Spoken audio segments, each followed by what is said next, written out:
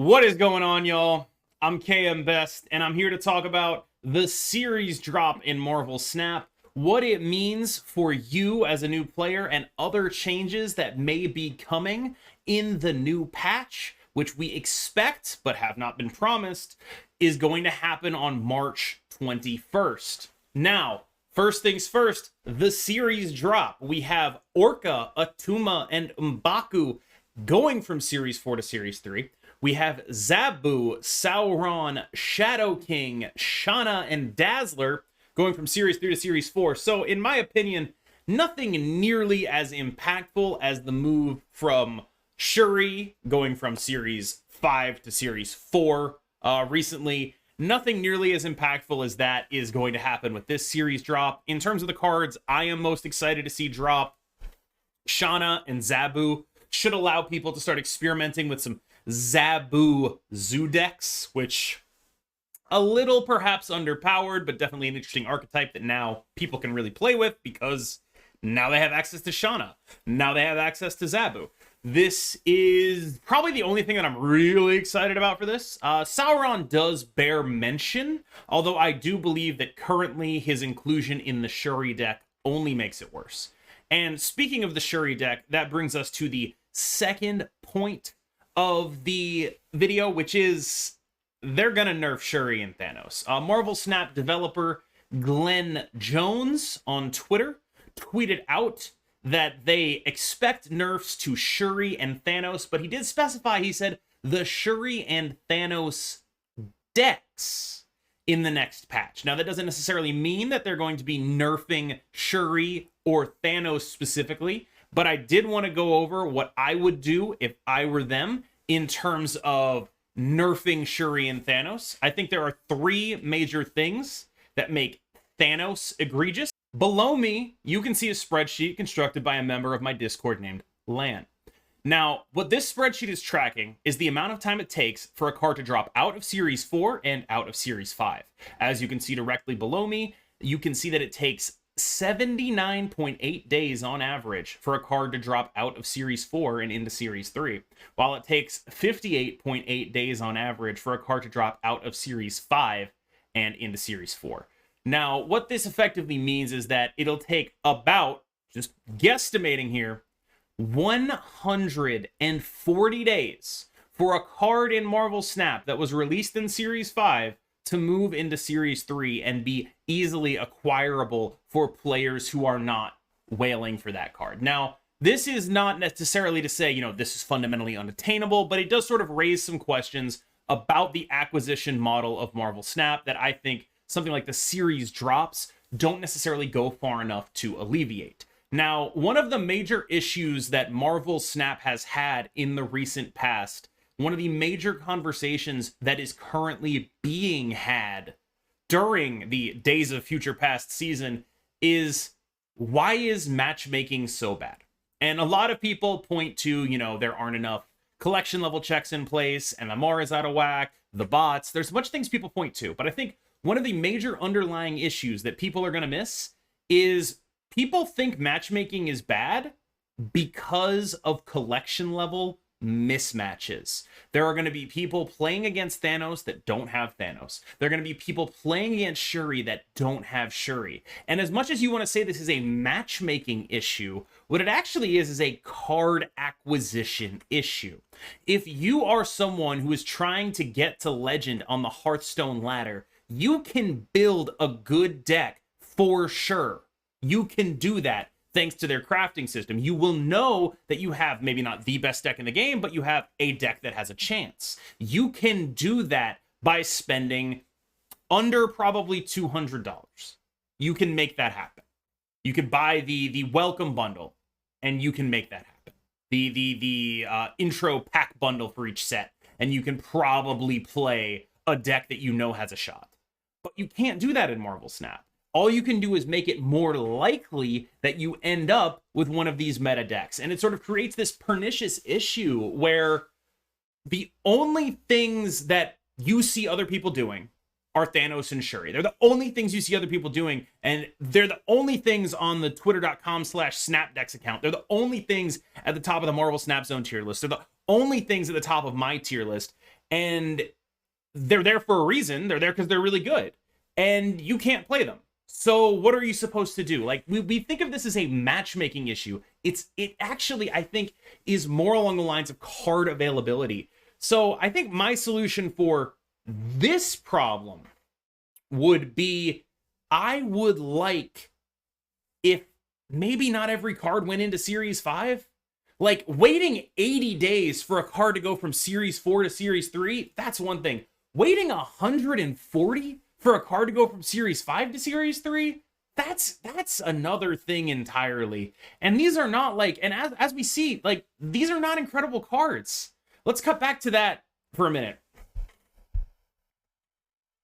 These are not cards anyone is getting excited about. No one is out here like, damn, I'm so glad I had Orca.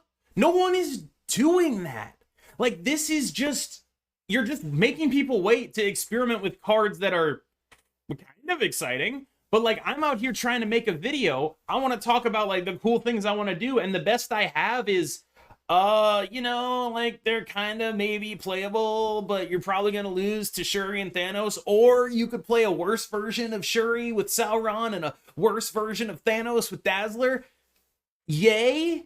Like, these are not cards that need to be starting in Series 3 and Series 4. These are not cards that need to be at this price point. I don't know if they're losing any money by putting this stuff in Series... If they put this stuff in Series 4 to start with instead of Series 5, I don't think they're losing any money. I bet you could count the amount of people who bought Shauna for 6,000 tokens, not necessarily on one hand, but if you had like 20 people in a room, you could collectively probably count, using their hands, the amount of people who bought Shauna for 6,000 tokens. I cannot imagine they're losing out on that much money by charging 3,000 for her instead.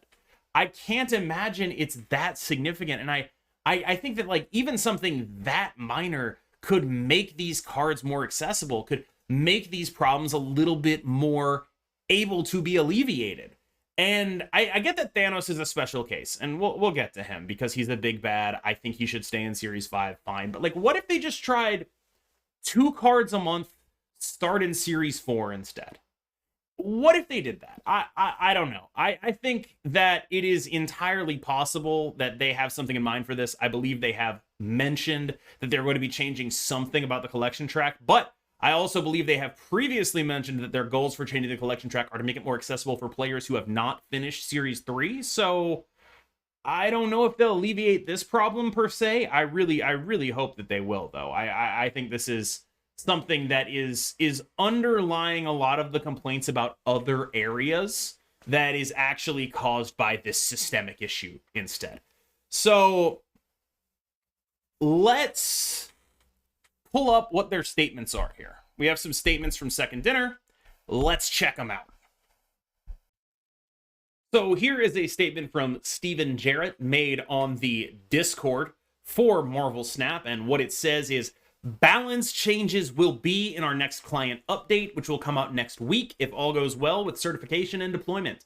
In that client update, there are also improvements to token acquisition in the token shop. Now, this is pretty vague, but it does confirm 2 things. One, the rumored Thanos and Shuri patch, as rumored by Glenn Jones, a Second Dinner developer on Twitter, will be coming next week. We expect probably March 21st. That is Tuesday, typical patch cadence.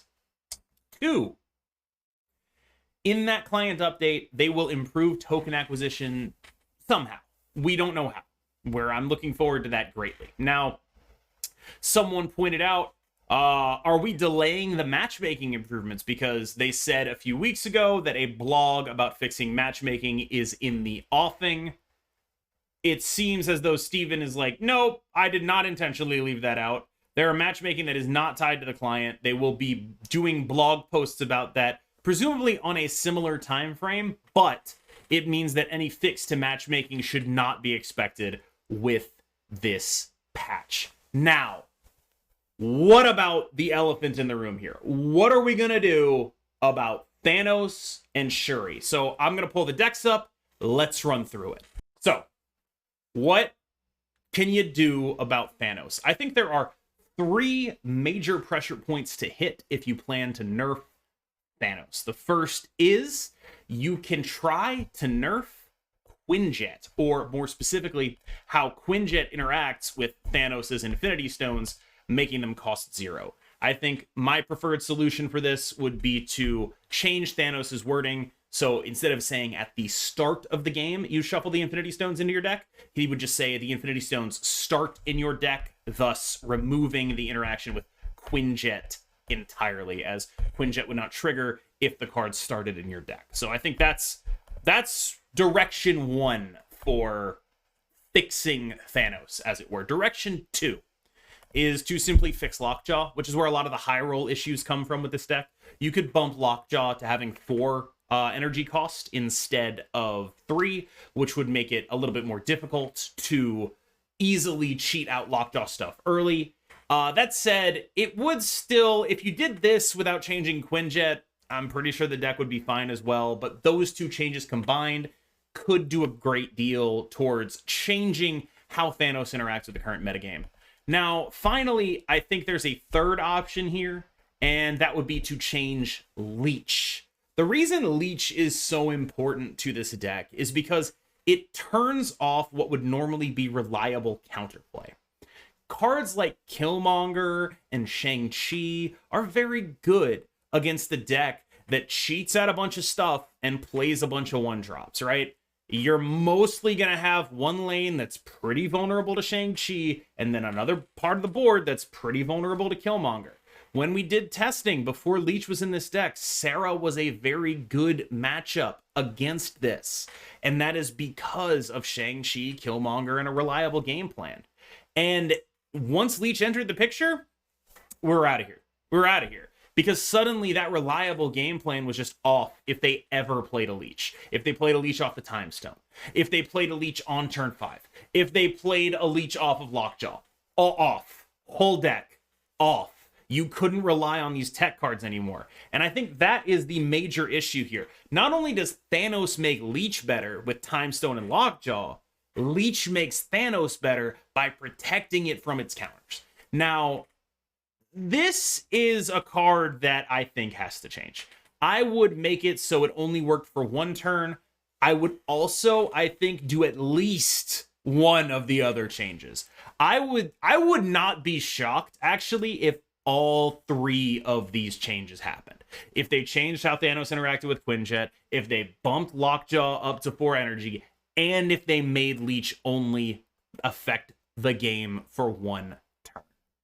That would be very significant. And the weird bit is, I don't know how significant it would be. We'd still have to try it out. We'd still have to see if Thanos ends up having another shell that it could compete in. The Bast Thanos builds were pretty competitive. The Control Thanos builds were kind of reasonable.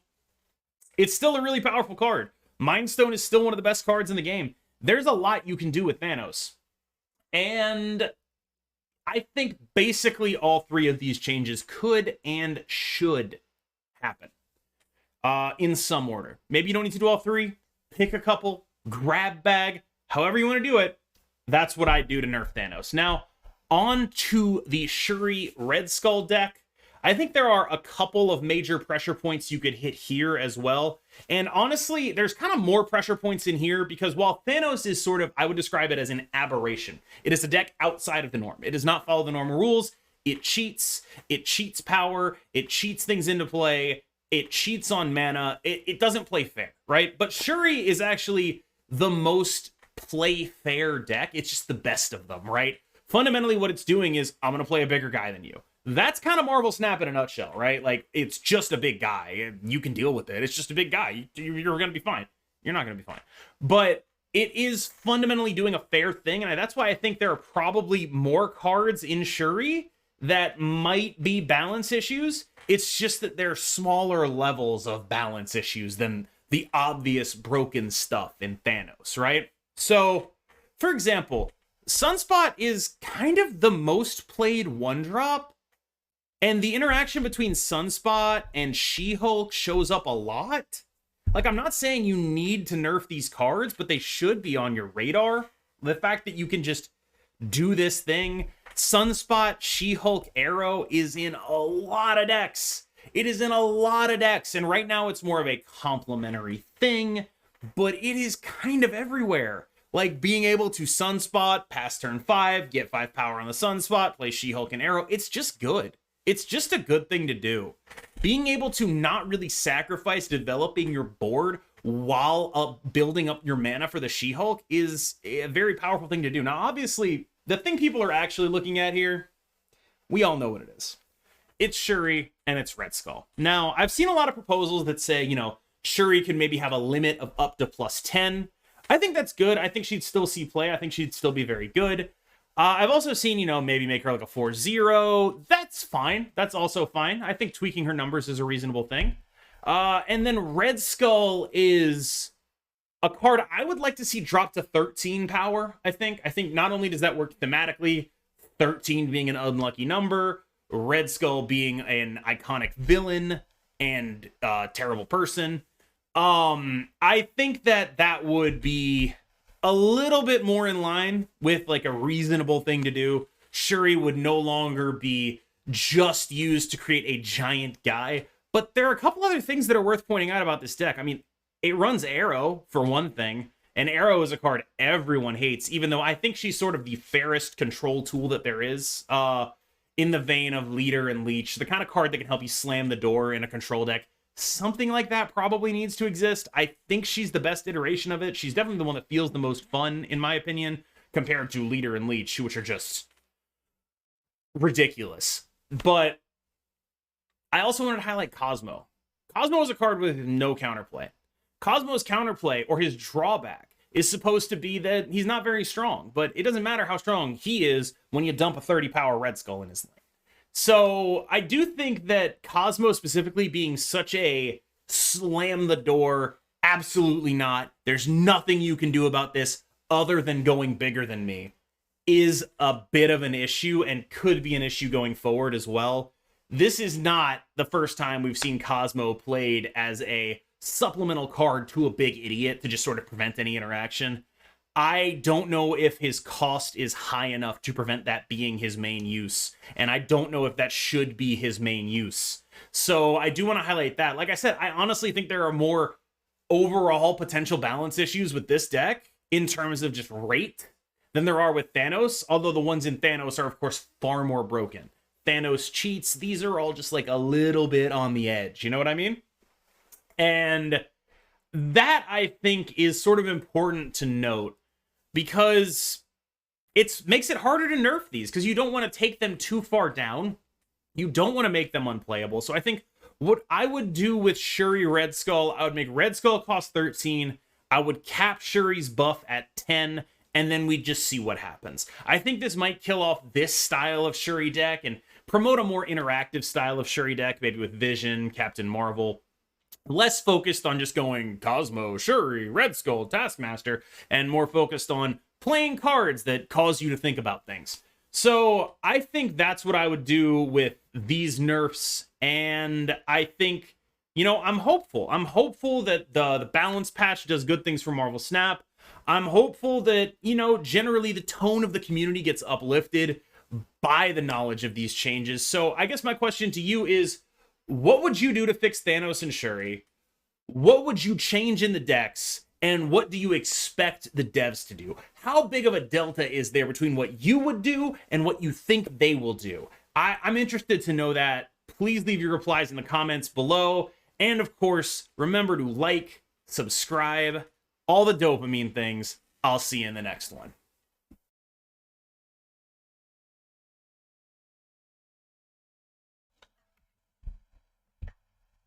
How do you like this angle of me? You like that?